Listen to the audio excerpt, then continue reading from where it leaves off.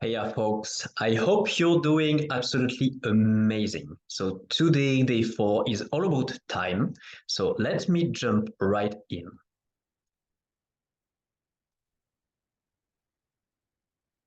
All right. So very first, a little hello from my friend Weirdy and hopefully yours now. And as we value your time as much as ours, actually, let's dive in right away. So, my intention for these coming days will be to celebrate one person at a time, one very, very special person in my life, exceptional friends of mine. I could go for months if I was going to celebrate every single special person in my life. It could take forever. So I really want to shed some light on people that are directly linked to that Ikigai's concept that I mentioned yesterday, and with that group coaching program I'm launching in these days to come. So Dragan is extremely special to me because he is Mr. Bliss. When I received my spiritual name of Mr. Mingle, he was seated just by my side. It was a very, very special moment for both of us. So it was in Mind Valley University in Tallinn, Estonia, last summer, not the summer from last year. And we enjoyed a lot of great time. So he's a coach as well. He's a Mind Valley coach as well. And we actually been roommates this year, so last summer, and we enjoyed so much together. We had a lot of fun, a lot of good times, a lot of growth as well. So I wanted to really celebrate this precious man. And yeah, I wouldn't be Mr. Mingle without my Mr. Bliss. So I needed to and wanted to celebrate Dragan. Right, so let's move on now. You might have noticed that graphic. Let me explain to you a little more about it. So it's coming from the mind of a very smart professor called Robin Dunbar from the UK.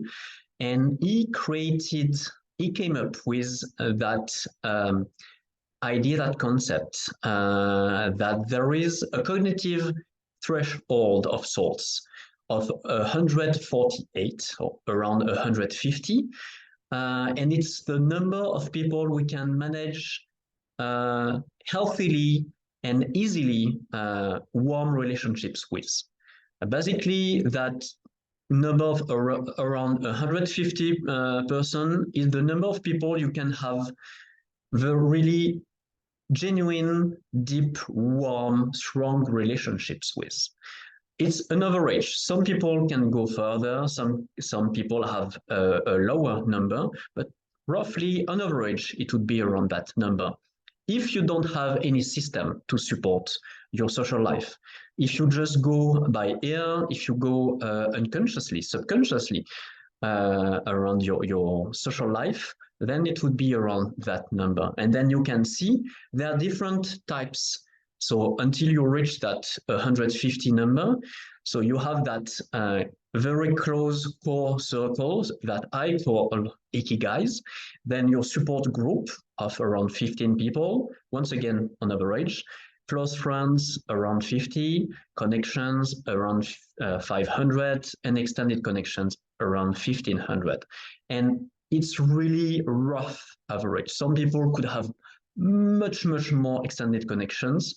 Once again, especially if you have a sound system to support your social life. And talking about systems, so let's approach one very specific side of the system, and which is time, the way you manage your time around your social life.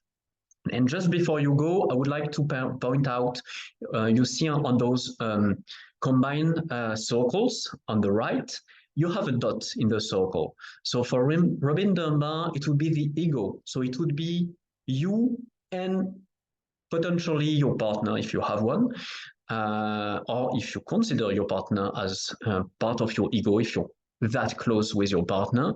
Personally, I prefer to include them in my ikigais. And it would be like ikigais 5 or 5+1, 5+2, but it's just a matter of preference, right? So I prefer to stay away from the ego idea. All right, so now I hope you printed your your different pages, your fun book. If you didn't, no worries, just take a blank sheet of paper, just write it down. It should be quick enough and easy enough. And right now I would like you to identify for each of these different circles, why are they so important to you? What do they bring to you? And how do you connect with them? Once again, about the channels. We did something kind of similar for the Ikigais yesterday. So I didn't brought any examples to keep it simpler and faster. And just to give you an idea, because so to give you an example, we have, Robin Dunbar is from the UK. He has a very strong pub culture.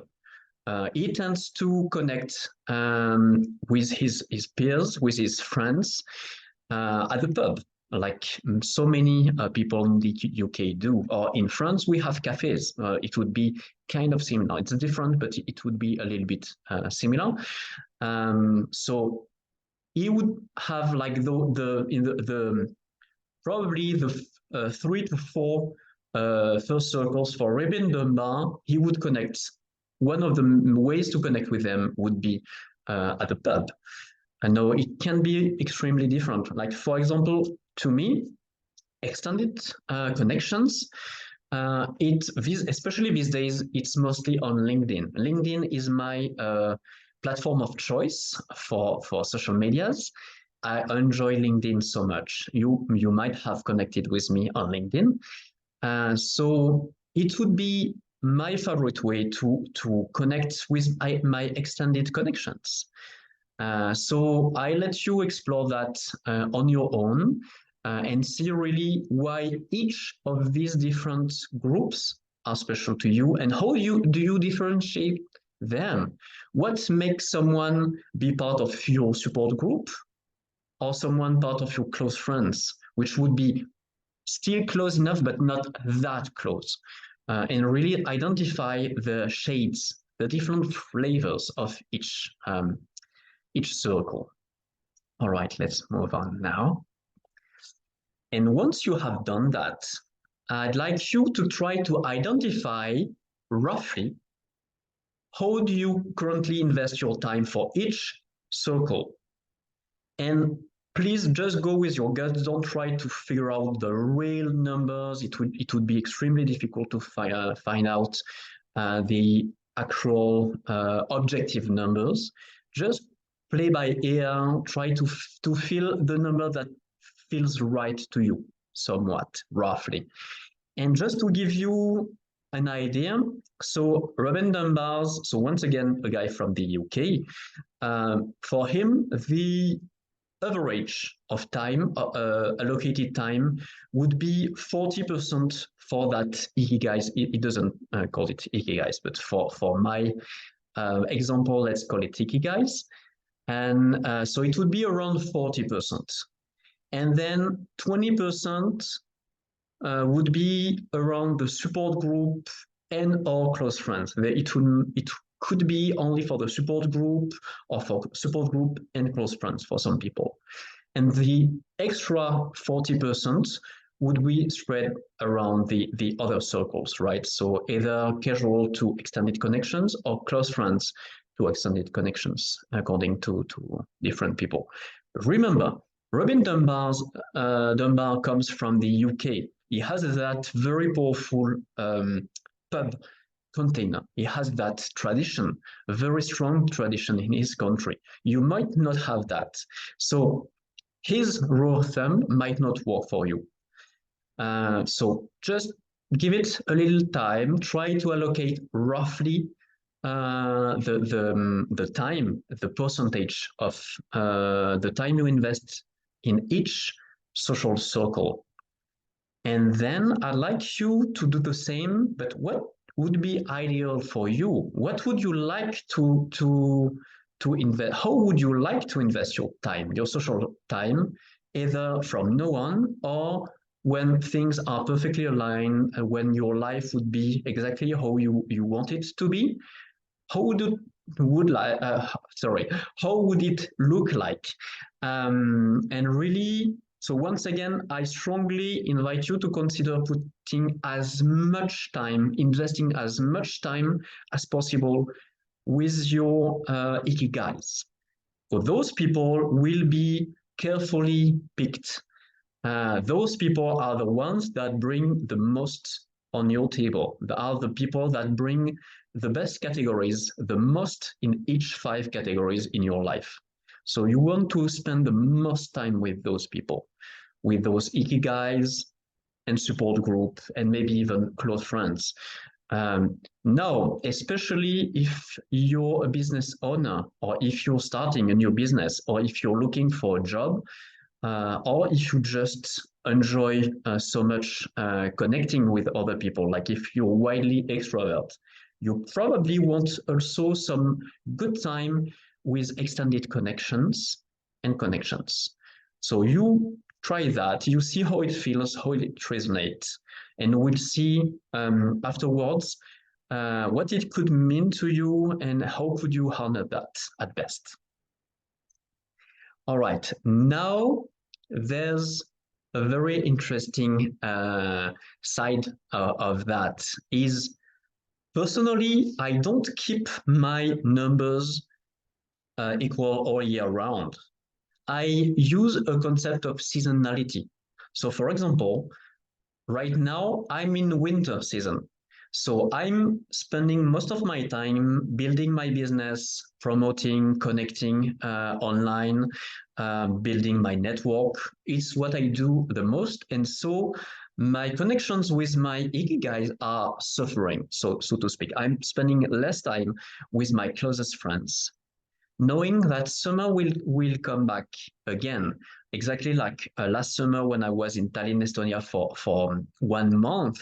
I was deeply involved with very close friends. I was all about building my powerful, closest relationships and spending in-person, beautiful in-person time with them. So during the actual summer, I was in summer season in my social life. Does it make sense? And right now, as we are getting closer to the winter season on the annual side, my social life is also getting in winter. It doesn't have to be that way. It could be reverse, right? It could be like winter, so December, January, February. You could go on the contrary all summer and trying to connect as much as possible with your favorite people, your core friends. So you do you. But very first, do you like that idea? Do you like that idea to differentiate the different seasons, different times of your life, of your year, and spend your social time and really navigate your social life in different ways? So it's an extremely useful tool to me. It helps me get focused and don't feel bad because I'm not connecting with my ikigais, with my core friends support group, because I know I will see them again in summer. And that's the beauty of the ikigais. I know they will wait for me to be ready for them. I don't have any doubt. They will wait for me. They know I'm worth it, and I know they're worth it. So their time will come again. Right now, I'm focusing on building my network, on the connections and extended connections. Does it make sense to you? So very first, do you like that idea? Would you like to play with that? Just give it a try, a crash test of sorts, and see how it goes. And if you like that idea, what would be the taste, so to speak, of each season? Very first, do you want to have 4 seasons? Personally, I have mainly 2, actually. So it would be summer or winter. And I guess, and the inter seasons, right? But I don't really have a spring or a fall. It just goes organically, actually. And when you have a rough idea, what would a summer social season would be for you, or winter social season, then I'd like you to roughly identify how much time would you like to invest in each of your different circles. Just go by ear, don't overthink it. So just you choose the circle that matter. Actually, it could be very specific changes. You could focus only, for example, on differences between extended connections and ikigais and kind of swap them around. You do whatever you want. Just it's sandbox. Once again, it's an empty framework and an invitation. An invitation to seasonality. It's extremely useful to me. It might be to you as well. So right now, yeah, the idea is really how would you invest your social time according to each season, and how could you benefit at best from this seasonality concept? So just keep it in mind. And we will now wrap it up and help you claim your social time and really savor insights and get most delicious insights from that exercise. And I invite you to ponder, do you have one specific social circle that you would like to reinforce? So I would invite you to consider your ikigais or your support group. It doesn't have to. You might actually want to go all the way to extended connections because maybe it's what would serve you the best right now. Maybe because you're looking for a job or you're just starting a new business and you could use the very best network you could. And the flip side of it, do you have a social circle that you want to lessen, at least for the time being? Do you feel there is one specific social circle you might be investing a tad too much time on for now? So you be my guest, just have it, consider it, give it some thought, and you'll see how it resonates. And now, how do you want to season your social life at all?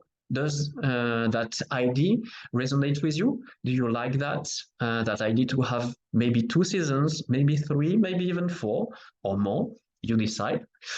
And if you decide to go seasonal, what events will mark the season's change? You have a specific date that will you might decide to have a solstice or equinox, right? You might decide, that by 21st of September, you will shift everything, or it might be like 1st of September and start to change things. Or it might be because of specific events like starting a new business or going into promotion of a new product or service that you will deliver. So you decide what those events could be to mark the season's change.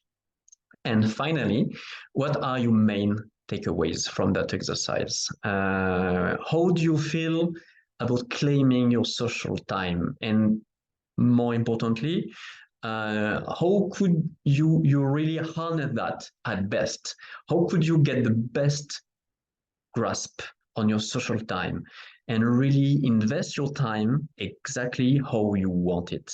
As most people said during the masterclass, they agreed with me that time is actually the very most precious resource of all. It's not money to me.